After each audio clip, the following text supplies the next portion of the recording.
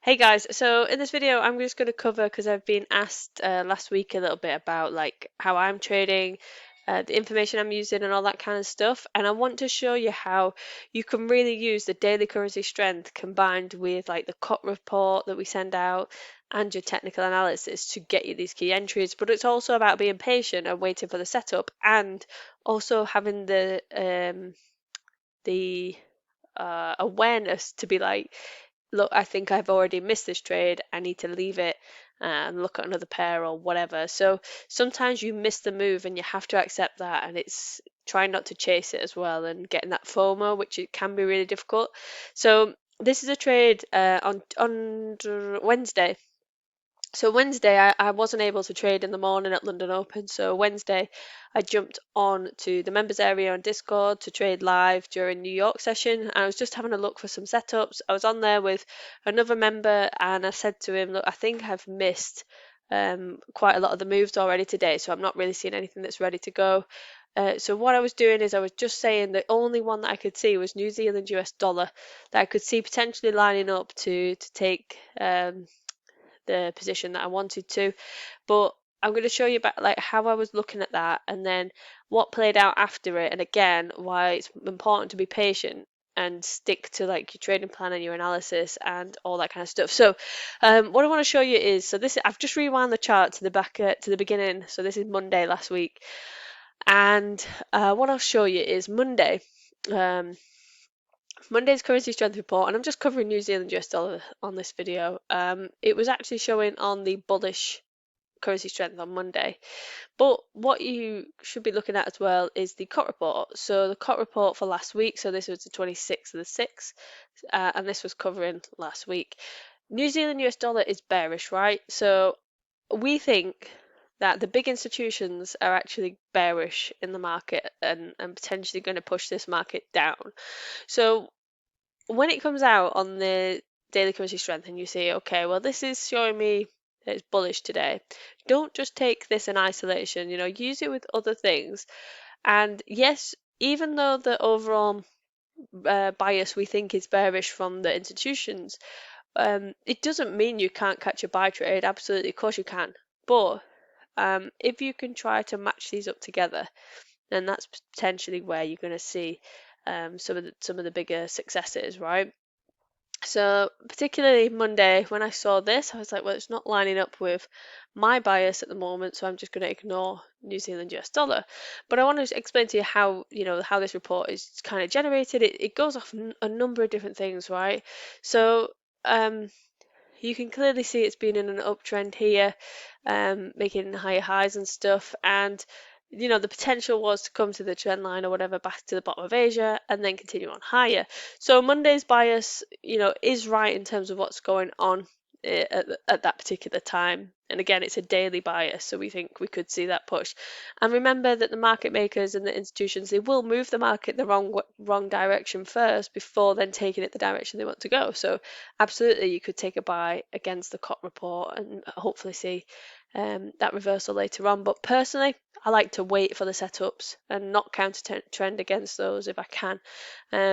But sometimes the setups do just play out in front of you and you go for them. But I'm finding the higher probability are when these are matching up. So that's number one. So let me play this on then to Tuesday. And the green lines, by the way, that's where we've kind of sent the reports out. So it's like 6 o'clock every morning. So again, on Tuesday, this came out on the bullish report. So it came out as a bullish kind of currency pair to be looking at. And again, you can see why it's been held at the support. It's made a low here, but we're hoping that it potentially could hold here. And for the rest of Tuesday, it does just bob around there really until like New York session where it breaks below.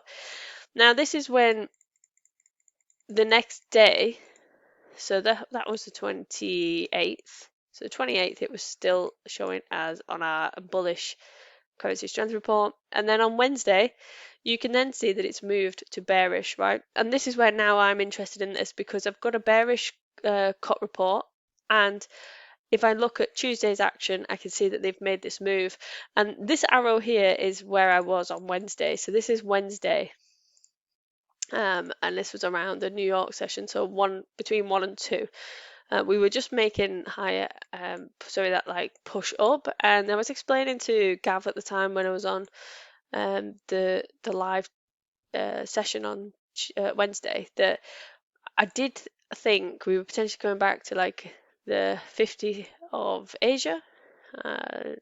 Don't know whether I'm going to get that. I'll put it as a key level. I think this was the kind of the area I was looking at. I thought they're going to come back to about the 50% of Asia.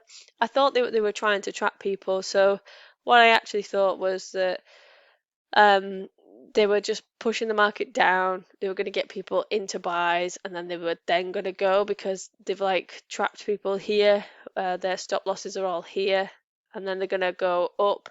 People are going to go into buys here then, but their stop losses are all going to be here. So the idea is that the market will move, come back up, take these people's stops, and then the people that entered buys, it'll come and take their stops before the real intended move, which I thought was down.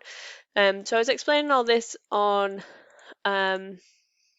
sorry, to Gav on Wednesday's session, and I also had it as like a 70.5, 79 area, and there was a couple of other bits and bobs in and around there, which is in line with what we're teaching with the order block strategy and imbalances, looking at the volume and stuff like that as well.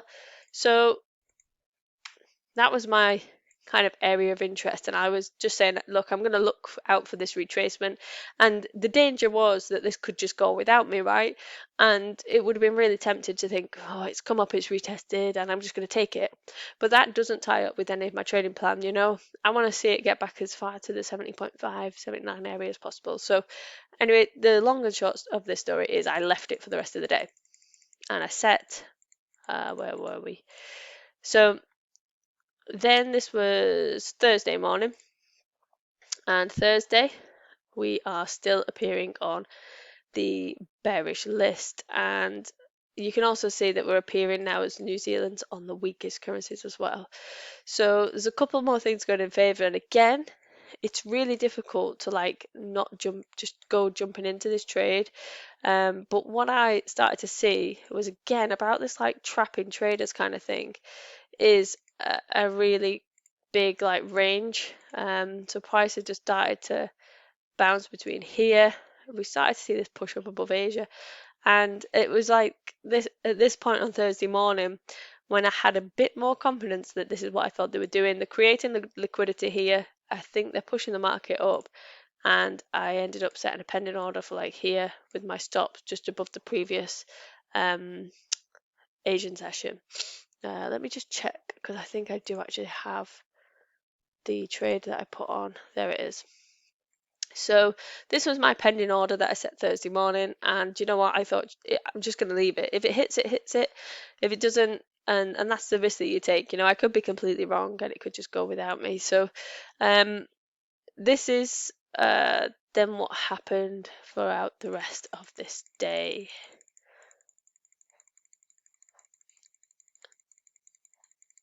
And there was a second entry in there as well, which was here, and that comes from another kind of strategy from within the education, where you could got a nice retest there as well. So this trade was absolutely perfect, and it was just about being patient with the market, waiting for it and not forcing a trade, because it could have been really easy to just look at that COT report, the daily strength on Monday, and go for a buy here. But I'm the wrong side of the market. I might have got some pips out of it, but I'm the wrong side essentially. And then when I, like I said, Tuesday I missed this drop, and the daily strength was still showing me bullish. So I want to just wait for a break of that and a confirmation that actually might be the other way. And then Wednesday again missed this initial drop, and I just thought, yeah, I need to wait again.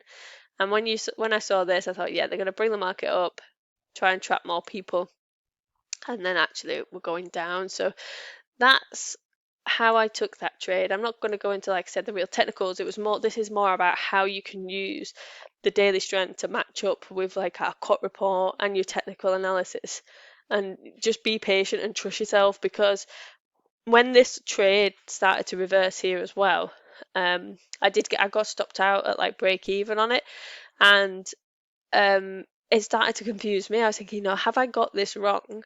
But then I just went in again for a second trade. I thought, you know what, I'm sure once it started to hover again here, I just went in again um for another entry basically. So that's how I managed to catch that. But it does make the market will make you question yourself, and you do have to manage those trades accordingly and make sure you don't, if because this went for like 1 to 2 and I moved to break even.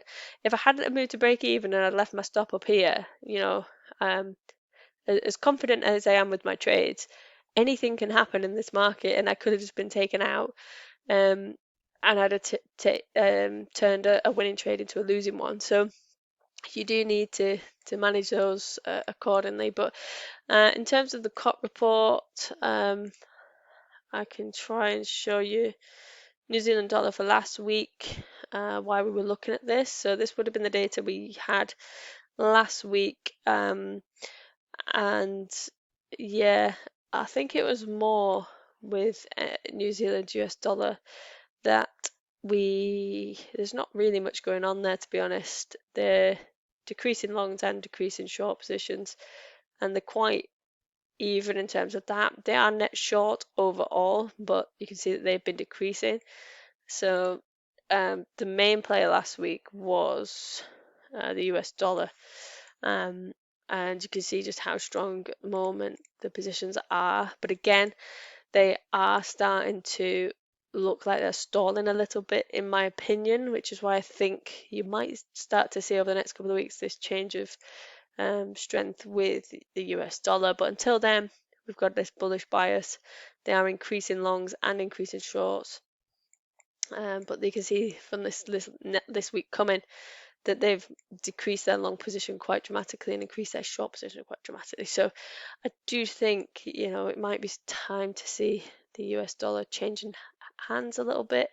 But in terms of last week, it was still really strong. They'd increased their overall net positions, and they were 89% long, 11% short, which just, when you compare it to the New Zealand dollar, just seemed to tie in with what we were looking at. So that's my overall position on this in terms of the actual analysis. I hope this has helped a little bit, just to show you, don't just go diving into any trades just because the daily strength shows you that. Use it in combination with everything else, and you should be okay.